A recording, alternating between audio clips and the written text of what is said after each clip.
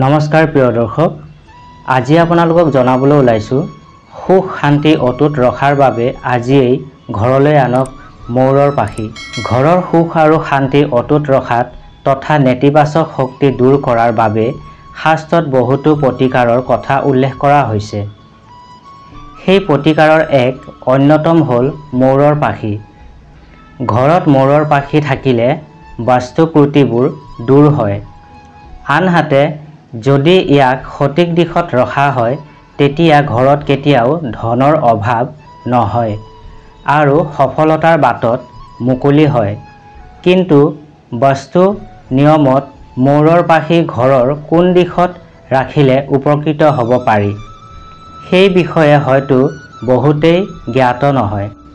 আজি এই বিষয়ে জানো আহক।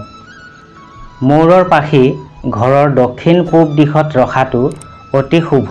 পূব দিশটো সূৰ্য আৰু ইন্দ্ৰ দেৱতাৰ বুলি গণ্য কৰা হয়।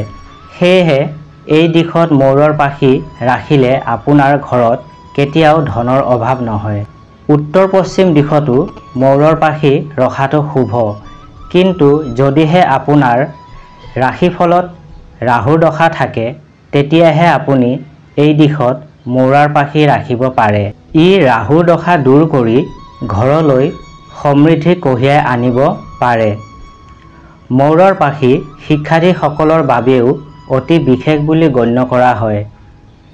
যদি শিক্ষাৰ্থীসকলে ইয়াক তেওঁলোকৰ কিতাপখনৰ মাজত বা অধ্যয়ন কৰা কক্ষত ৰাখে তেনেহলে তেওঁলোক অধ্যয়নৰ প্ৰতি অধিক আগ্ৰহী হ'ব। যদি আপোনালোকৰ ঘৰৰ সদস্যসকলৰ মাজত সকলোৰে সময়তে বিভেদ থাকে তেন্তে আপুনিও ঘৰৰ পূব দিশত দেৱালত 7টা মৌৰ পাখি একেলগে ৰাখিব। এনে কৰাৰ ফলত সকলো বিভেদ দূৰ হোৱাৰ লগতে পৰিয়ালকেন্দ্ৰিক সমস্যাবোৰৰ পৰাও পৰিত্ৰাণ পাব। যদি আপোনাৰ বিবাহিত জীৱনত সমস্যা আছে তেন্তে 2টা মৌৰৰ পাখি আপোনাৰ শোৱনি কোঠাত ৰাখিব। ই আপোনাৰ বৈবাহিক জীৱনৰ সমস্যাবোৰ আঁতৰ কৰাত লগতে সম্পৰ্ক মধুৰ কৰি তুলিব।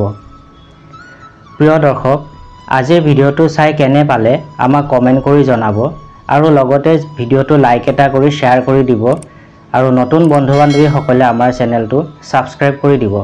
ধন্যবাদ।